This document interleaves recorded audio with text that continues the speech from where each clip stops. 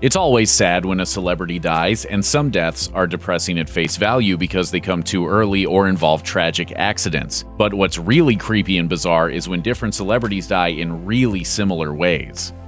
When two relatively young people died only months apart in the same house, people naturally assumed something weird must be going on. But no one has ever been able to prove that the deaths of actress Brittany Murphy at 32 and her husband Simon Monjack 5 months later at 40 were anything other than common illnesses. When Murphy died suddenly in her house in 2009, rumors swirled that it was because of anorexia or illegal drugs. But when the autopsy came back, it showed she died of acute pneumonia and severe anemia, and while there were drugs in her body, they were all over-the-counter meds. Monjack said she had been suffering flu-like symptoms and was tired before she died, but that was all. Monjack had a heart condition and was overweight, but when he suddenly died 5 months after Murphy in the same house, it was also to pneumonia and anemia just like his wife. But some don't believe this was a simple coincidence. There have been theories that their house was full of toxic mold, or that metal present in Murphy's hair meant she was poisoned, or that her mother killed them both. As it stands now, though, there is no conclusive evidence for any of this. The similarities between the deaths of Edward Kennedy and John McCain, two political heavyweights, were impossible to ignore. When McCain announced he was ill, the New York Times even ran an article titled "Eerie Parallels Between John McCain and Edward Kennedy." Both were diagnosed with the same relatively rare and aggressive form of brain cancer while in the middle of major healthcare debates in the Senate. Both lived just over a year after being diagnosed, and both died on the same day, August 25th, 9 years apart. Kennedy announced he had glioblastoma in 2008. He disappeared from the Senate while he had treatment but returned for a key Medicare vote. When he died 15 months later at age 77, McCain gave a eulogy at his memorial service. Even though they sat on different sides of the aisle in Congress, they were good friends. McCain received his own diagnosis of glioblastoma in 2017. He voted against repealing Obamacare days after he announced his diagnosis. He also left the Senate for a while to receive treatment, but he still died 13 months after being diagnosed in 2018 at age 81. But Ted and I shared the sentiment that a fight not joined was a fight not enjoyed.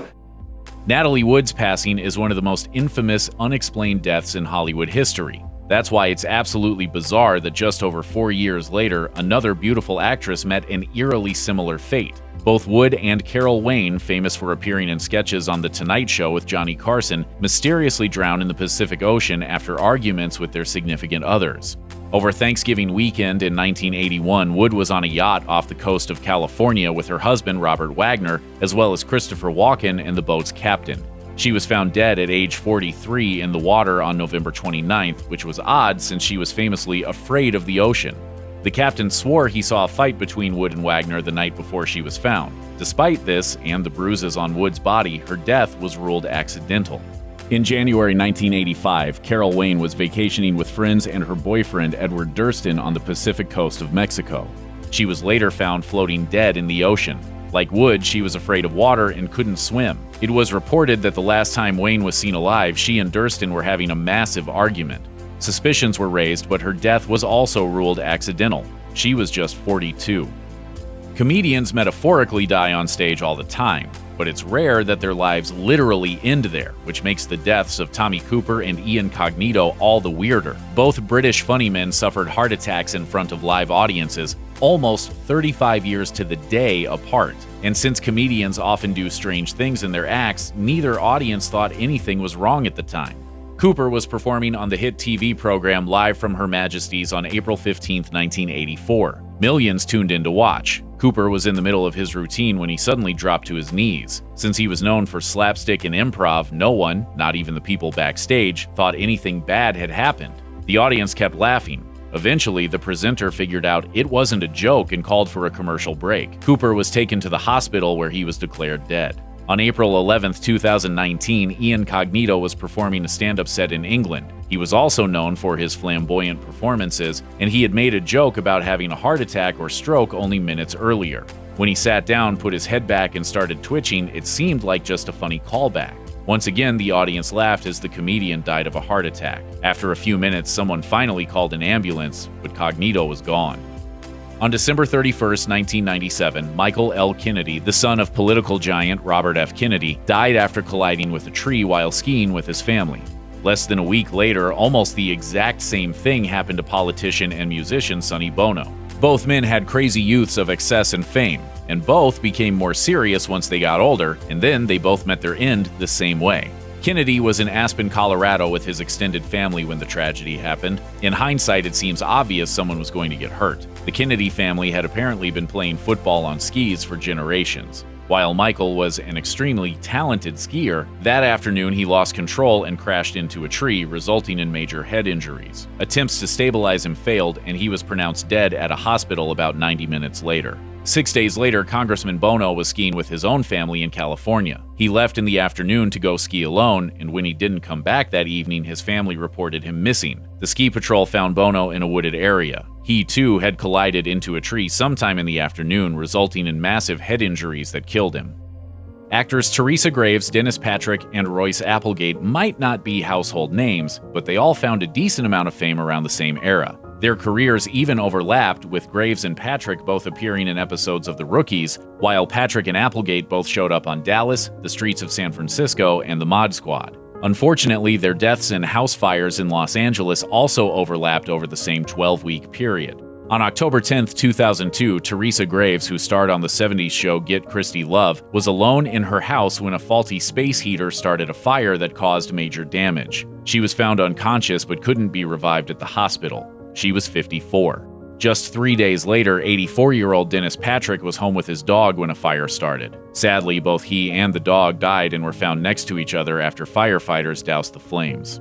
Royce Applegate appeared in dozens of TV shows and films over his career, but on January 1, 2003, less than 3 months after Graves and Patrick passed, his LA home caught fire. He was found dead at the age of 63. While heroin overdoses are not unheard of in celebrity circles, the similarities in the deaths of comedian Lenny Bruce and actors Robert Pastorelli and Philip Seymour Hoffman make them even more depressing. All three men died in their 40s, but Bruce was the youngest. The counterculture comedian was arrested numerous times, including for drug possession. In 1966, he was found dead on his bathroom floor of a heroin overdose, the needle still sticking out of his arm. He was just 40. Pastorelli was most famous for starring on the CBS sitcom Murphy Brown. He battled a heroin addiction and was being investigated for his girlfriend's death when he died. But his death was ruled accidental when he overdosed in 2004. He was found dead on the floor of his bathroom with a needle in his arm at the age of 49. Hoffman was one of the greatest actors of his generation, and while he had battled drug addiction in his youth, he'd been sober 23 years by 2012. But that year, he fell off the wagon. The following year, he went into rehab. Sadly, it wasn't enough. In 2014, he too was found dead on his bathroom floor of an overdose with a needle still in his arm. He was 46. John Gregory Dunne was a journalist, screenwriter, and novelist happily married to the author Joan Didion, with whom he had one daughter. Michael Witney was an actor unhappily married to the much more famous model Twiggy, with whom he too had one daughter. And while their deaths happened almost exactly 20 years apart, they had some odd similarities. Witney was already estranged from his wife of 6 years when he sat down to dinner with his young daughter at a restaurant in New York City on November 30th, 1983. But he didn't get to enjoy the meal as he suffered a massive heart attack. He was rushed to a hospital, but doctors failed to revive him. Twiggy was on stage in a play at the time and wasn't told of her husband's passing until the show ended.